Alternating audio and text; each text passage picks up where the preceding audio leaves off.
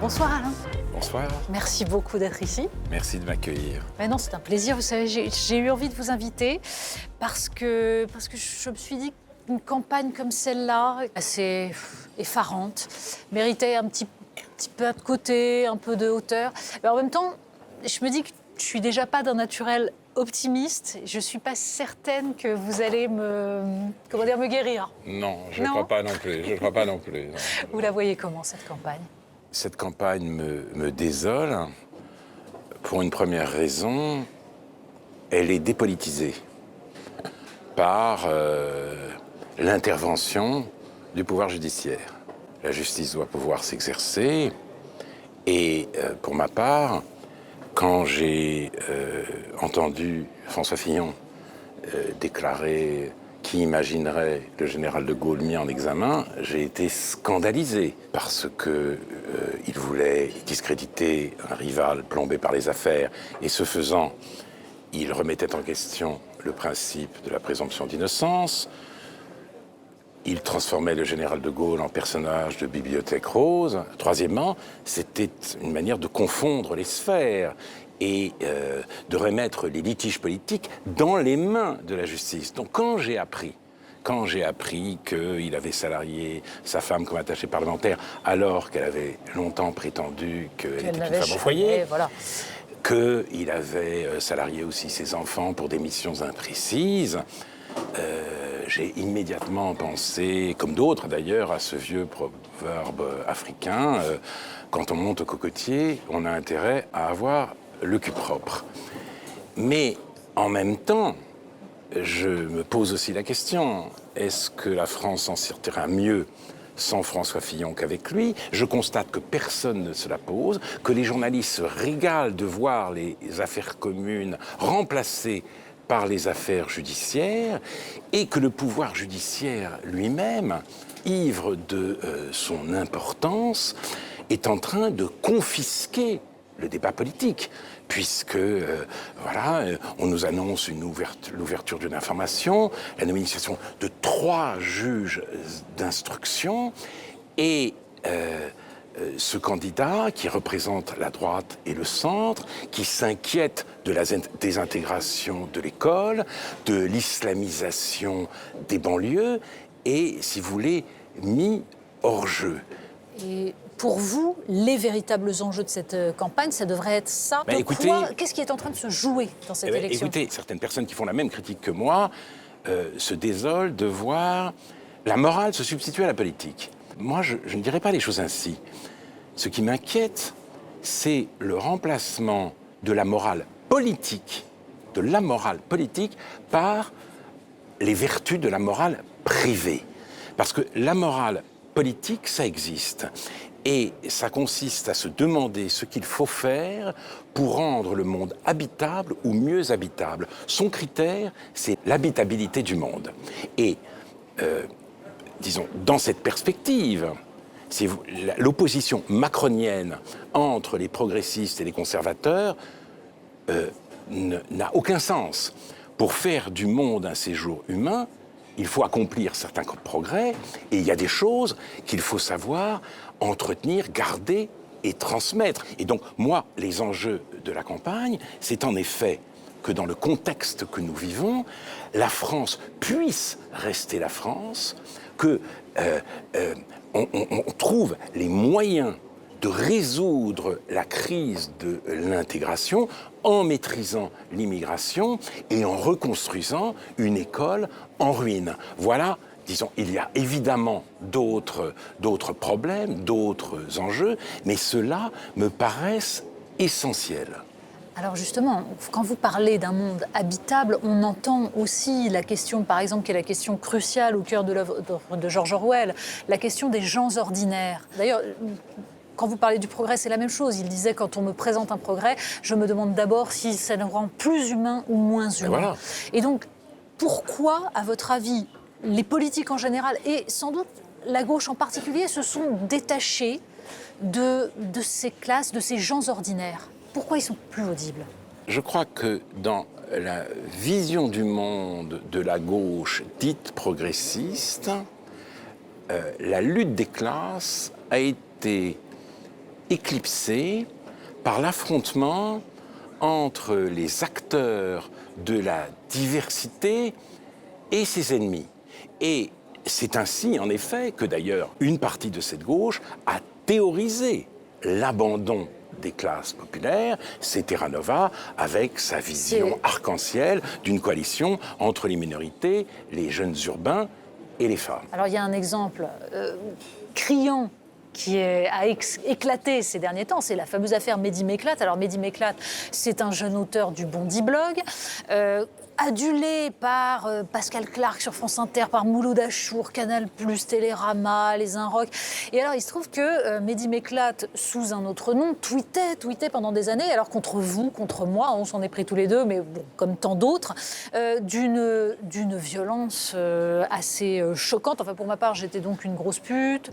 Il aurait bien fait de moi son mouton de l'Aïd. Vous, il voulait vous casser les jambes, c'est ça? Oui, il faudrait casser les jambes à ce fils de pute. Voilà. C'est intéressant parce que ce tweet, j'en ai pris connaissance il y a longtemps.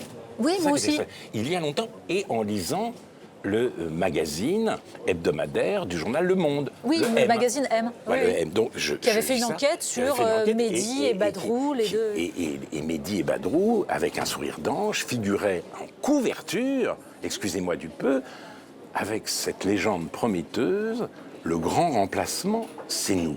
Je lis l'article, que je trouve quand même très complaisant, avec ici ou là quelques critiques, mais je tombe sur cette phrase. Je me dis, mais c'est incroyable, elle est publiée dans Le Monde, elle ne suscite pas de réaction spéciale. Imaginez un jeune homme, artiste, je sais pas, humoriste, identitaire, disant qu'il fallait casser les jambes d'un intellectuel musulman. Vous voyez, la réaction aurait été immédiate dans Le Monde lui-même, qui n'y aurait pas fait grâce de la couverture, mais aussi ailleurs. On aurait dit, mais enfin, écoutez, c'est pas possible, qu'est-ce qui se passe? Donc, on aurait fouillé, on aurait cherché, on aurait chercher quoi exactement? Chercher ces autres tweets, parce que c'est ça qui est extraordinaire. On apprend, il y a quelques jours, qu'il a fait des tweets bien plus terrifiants encore. Charb, j'ai juste envie de l'enculer avec des couteaux la gueule. Je sais pas vous, mais je trouve que la phrase de Mohamed Merah, « Moi, la mort, je l'aime comme vous aimez la vie », troublante de beauté, et le jour de la cérémonie des Arts en 2012, faites entrer Hitler pour tuer les Juifs. Mais si vous voulez, tout était là, sur la table. Vous n'êtes pas sensible à l'humour, Alain? Voilà, mais je pense que non. Je pense que j'ai un problème avec c'est ça, ça doit être ça. Non, mais ce que je trouve extraordinaire, c'est que Le Monde le disait, et toute cette presse qui nous bassine jour après jour avec le journalisme d'investigation, au nom duquel, d'ailleurs, elle confisque la campagne électorale, eh bien, toute cette presse s'est abstenue d'aller y voir. Elle avait son nom, elle avait ses tweets, tout était là. Et il a fallu une internaute obstinée, oui, c'est vrai, qui ne cessait d'alerter dans les médias en vain depuis des mois. Et cette internaute voit, si vous voulez, l'émission La Grande Librairie.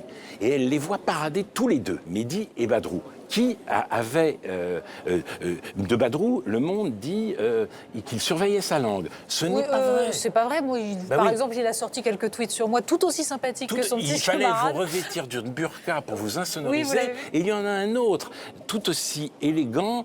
Il regarde Ce soir ou jamais, je crois que c'est en 2011, et il dit « Orelsan, c'est un rappeur, si tu comprends rien au débat, tu peux toujours te lever et écrabouiller la face d'Elisabeth Lévy. » Badrou sous son nom. Donc ces tweets étaient disponibles. Les journalistes n'ont absolument pas voulu regarder parce que Mehdi et Méclate étaient à leurs yeux justement les porte-paroles de cette diversité rayonnante. Quand on essaye de comprendre la psychologie de ces deux jeunes gens, ils estiment pouvoir écrire ça sur vous, sur moi, me semble-t-il, parce qu'au fond, ils sont persuadés que c'est nous qui distillons la haine. Oui. Qu'est-ce que vous vous dites face à ça? Est-ce que parfois vous remettez en question? Est-ce que vous arrivez à comprendre pourquoi des gens peuvent considérer que vous, que moi, sommes des porteurs de haine? Alors d'abord, ils se le disent, ils ne sont pas les seuls à le dire. si vous voulez. Même après que tout le monde ait pris connaissance, ou a pris connaissance, pardon, de ce tweet vengeur contre moi, et même menaçant, Mehdi et Badrou restaient les chouchous turbulents de la gauche. Parce que cette gauche est devenue haineuse, parce qu'elle dresse des listes noires où nous figurons au nom de l'antiracisme. Nous sommes devenus des racistes. Pourquoi ? Je vais répondre pour moi, je ne veux pas vous compromettre ou vous incriminer. Parce que je défends la laïcité, parce que je pense que le racisme n'a pas qu'un seul visage, parce qu'après Georges Bensoussan, grâce à Georges Bensoussan, je sais qu'il y a des territoires perdus de la République où sévissent la francophobie, la misogynie et l'antisémitisme. Donc je le dis, non pas pour stigmatiser les habitants de ces quartiers, mais au contraire, pour leur tendre la main. Je dis simplement ceci, la vie en France obéit à un certain nombre de principes. La France, ce sont des mœurs, des usages, une culture. C'est une nation, comme dit Lévinas, à laquelle on peut s'attacher par le cœur et par l'esprit. Et je les invite à partager mon propre attachement. Simplement, je ne fais aucune concession à leur haine et je trouve intolérable d'être accusé de racisme quand je condamne le port du voile intégral ou les manifestations ostensibles de religion à l'intérieur de l'école. Vous évoquiez Georges Bensoussan à l'instant, je le recevais dans cette émission il y a quelques semaines. Vous avez démissionné du comité d'honneur de la LICRA parce que la LICRA a intenté un procès à Georges Bensoussan, un procès pour incitation à la haine raciale, pour une phrase qu'il avait prononcée d'ailleurs dans une de vos émissions sur France Culture, dans Réplique. Oui. Quand la LICRA, quand des associations de lutte antiracistes attaquent quelqu'un pour ce qu'il a dit, pour une phrase qu'il a prononcée, vous pensez qu'il y a là, petit à petit, une dérive ? Non, parce que tout ne peut pas être dit. Justement, la civilisation met des limites à la liberté d'expression. Internet n'en met pas, et ça donne Mehdi m'éclate. Donc, simplement, il faut s'interroger sur ce qu'a dit Georges Bensoussan. Il a cité un sociologue d'origine algérienne qui parlait de l'antisémitisme dans les familles arabes. La métaphore qu'a utilisée Bensoussan n'était pas la bonne. Il a dit les Arabes en France et dans le monde têtent l'antisémitisme avec le lait de leur mère. C'est pas une expression raciste. Ça veut dire simplement que téter avec le lait de sa mère, ça désigne quelque chose que l'éducation vous apporte, qu'on reçoit par le milieu ou par la famille. Voilà. Donc il s'agit de transmission, il ne s'agit pas de génétique. Smaïn Nacher n'a pas dit ça. Smaïn Nacher a dit que l'antisémitisme dans ces familles arabes, c'est comme l'air qu'on respire. Mais l'air qu'on respire et le lait de la mère, ce sont deux images qui disent exactement la même chose. Donc on lui fait un faux procès, d'autant plus qu'encore une fois, c'est un phénomène culturel qu'il dénonce. Et il n'enferme pas les Arabes et les musulmans dans leur mentalité. Il le dit dans l'émission. Non, je suis contre toute essentialisation, mais pour sortir de ça, il faut que la France elle-même retrouve la fierté de son héritage, qu'elle soit capable de le revendiquer et de le transmettre. Et c'est le comité contre l'islamophobie en France qui avait dressé un signalement au ministère public, et je n'ai pas été surpris que le MRAP le suivent, mais j'ai été déconcerté par l'attitude de la LICRA, qui sans doute veut expier son ancien judéo-centrisme, mais qui, ce faisant, si vous voulez, s'associe à tous les collectifs contre la liberté de penser et de regarder la réalité en face. J'ai donc démissionné du comité d'honneur et j'ai même invité tous les adhérents de la LICRA à tirer les conséquences de cette indignité, parce que la LICRA se mrapise, et s'il y a une chose dont la France n'a pas besoin, c'est de deux MRAP. J'espère que Georges Bensoussan sera relaxé, mais étant donné l'attitude vraiment haineuse de la procureure, qui a eu cette phrase incroyable, qui a accusé Georges Bensoussan de passage à l'acte dans le champ lexical. Alors que passer à l'acte, c'est sortir du champ lexical. C'est sortir du champ lexical. Puis le champ lexical, c'est une expression débile. On voit, la procureure était jeune, et on voit les ravages du pédagogisme jusque sur les bancs de la magistrature. Et elle ne cessait de le comparer non pas à vous ou à moi, mais à Éric Zemmour. Ce qui veut bien dire que pour elle, le problème, c'est pas le nouvel antisémitisme, tel effectivement qu'il prospère dans certaines banlieues, ce sont les intellectuels réactionnaires qu'il faut à tout prix mettre hors d'état de nuire. Et moi, j'ai bien peur que l'alliance de la magistrature, du mur des cons et des associations dites antiracistes, si vous voulez, ne persistent et ne choisissent de faire appel au cas où Bensoussan sera relaxé. Alors dans ces quartiers, dans ces fameux territoires perdus de la République dont parlait Georges Bensoussan dès 2002, on sent l'importation du conflit israélo-palestinien et les ravages que ça peut produire. Là, récemment, Benjamin Netanyahou, après sa rencontre avec Donald Trump, a expliqué qu'il abandonnait la solution à 2 États. Est-ce que vous êtes inquiet sur ce que le conflit israélo-palestinien peut donner? Où en sommes-nous? Je veux dire 2 choses. Je ne parlerai pas d'importation du conflit israélo-palestinien. Je parlerai de cristallisation de l'antisémitisme autour d'Israël. Israël est, si vous voulez, considéré par ses ennemis les plus virulents comme une hydre tentaculaire. On ne dit ça d'aucun autre État. Israël, c'était justement l'idée sioniste que cette vision paranoïaque des Juifs allait s'éteindre, puisque tout d'un coup, ils auraient un petit espace géographique. Or, cette vision, eh bien, on a l'impression qu'elle renaît de l'existence même de cet espace. Donc, oui, mais il y a une ambiguïté, Alain. C'est-à-dire évidemment qu'il y a des gens qui condamneront toujours Israël parce qu'Israël existe. Mais le fait qu'Israël étende les colonies aujourd'hui pose un problème absolument immense et empêche de régler ça. Bien sûr.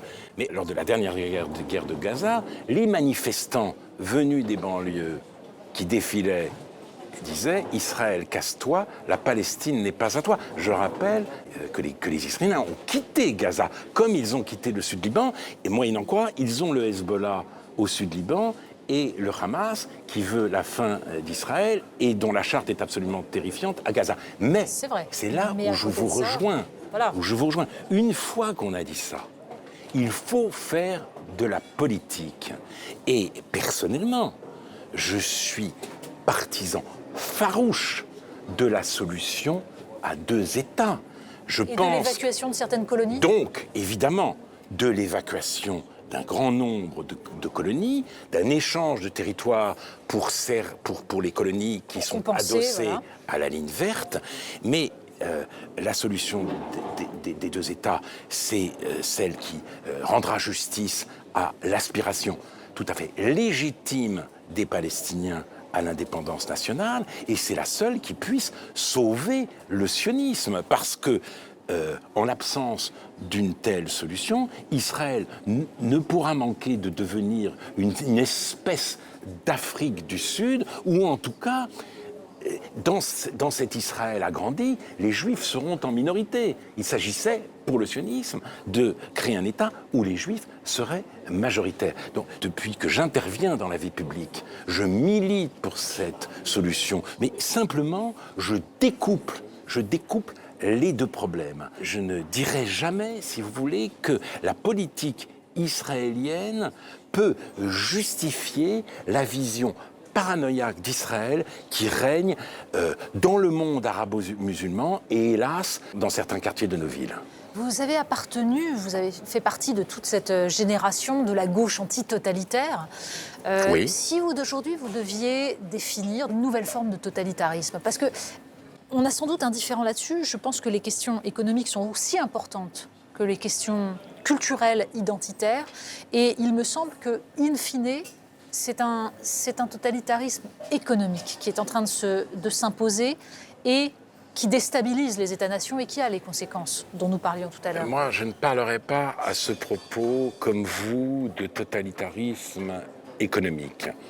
Je suis aussi attaché que vous pouvez l'être à la persistance des États-nations, peut-être moins hostile que vous à l'Union européenne. Je souhaiterais une réforme de cette Union européenne, mais je considère la civilisation française comme une composante de la civilisation européenne. L'imitation du Brexit par les autres nations n'est pas une perspective faite pour me réjouir. Cette civilisation française, elle n'est pas, selon vous, menacée par le consumérisme, par une société qui, au fond, sert des intérêts. Elle est menacée comme la civilisation européenne. Donc c'est Oui, à bien elle sûr. de se ressaisir ensemble. Mais la menace, elle vient aussi de ce que Huntington, et avant lui Bernard Lewis, ont appelé le choc de civilisation. Il y a là un phénomène très inquiétant. Je ne plaide pas pour la guerre, je veux absolument l'éviter, mais je crois que la France doit aujourd'hui reprendre conscience d'elle-même, se montrer intransigeante sur ses principes, ses valeurs, mais aussi son mode de vie, dans ce qu'il a d'essentiel, sa culture, sa littérature. Voilà pourquoi je suis affolé qu'un candidat à la présidence de la République puisse dire « il n'y a pas de culture française, il n'y a qu'une culture française », comme si la France était un open space. Et je pense aussi que si on veut réussir l'intégration, alors il faut en arriver aussi vite que possible à une maîtrise des flux migratoires, sinon il sera trop tard. On a bien compris donc que vous ne voterez pas pour le candidat de l'Open Space, Emmanuel Macron. Non. Vous savez pour qui vous allez voter Non. pour l'instant? Non, je ne sais pas pour qui je vais voter. J'aimerais que la campagne puisse se dérouler dans de bonnes conditions. J'aimerais que la politique y retrouve ses droits. Mais Emmanuel Macron a récidivé. À Londres, il a dit... Qu'il ne savait pas il n'y ce a pas- qu'était l'art français. Je ne sais pas ce qu'est l'art français. Et c'est quand même une phrase très... Il a dit, il n'y a pas de culture française, il y a une culture en France, elle est diverse, elle est multiple. Ce qui veut dire que, si vous voulez, nulle antériorité, si vous voulez, ne peut prévaloir sur la diversité des composantes actuelles de cet espace France. Nulle hiérarchie ne peut s'exercer. Or, il dit cela au moment même où, comme vous le dites, le divertissement fait la loi, impose sa loi, au moment même où l'immigration impose sa loi, et lui choisit la reddition, et il présente cette reddition comme une forme d'ouverture et presque d'abnégation. C'est une imposture extraordinairement inquiétante. Alors là, je dois vous quitter pour aller justement discuter autour d'un débat sur la question de savoir si Emmanuel Macron est le candidat des médias. Mais cet Emmanuel Macron, si vous deviez lui conseiller une lecture, un roman, vous avez souvent dit que le roman, c'était justement ce qui portait l'ambiguïté, l'ambivalence, la complexité par rapport à la philosophie qui tranche, vous lui conseilleriez de lire quoi? Peut-être l'a-t-il lu, si vous voulez. Le problème avec Macron, c'est que c'est un intellectuel. Et je ne lui refuse pas cette qualité. Beaucoup d'intellectuels aujourd'hui sont persuadés qu'il n'y a pas de culture française, mais seulement une culture en France. Beaucoup d'intellectuels ont rompu justement avec la grandeur de cette culture. Alors moi, je lui conseillerais de lire ou de relire La Recherche du temps perdu. Culture française et Oui. culture universelle en même temps. Bien entendu. Mais c'est l'apport de la culture française à la culture universelle. Voilà. Eh bien alors, accomplissons un acte de résistance. Lisons Proust, lisons Racine. Lisons Racine, relisons Bérénice, mais n'appelons pas ça résistance. Soyons à la fois intransigeants et modestes. Parfait, nous essaierons. Merci beaucoup. Voilà. Merci. Au Au revoir. revoir.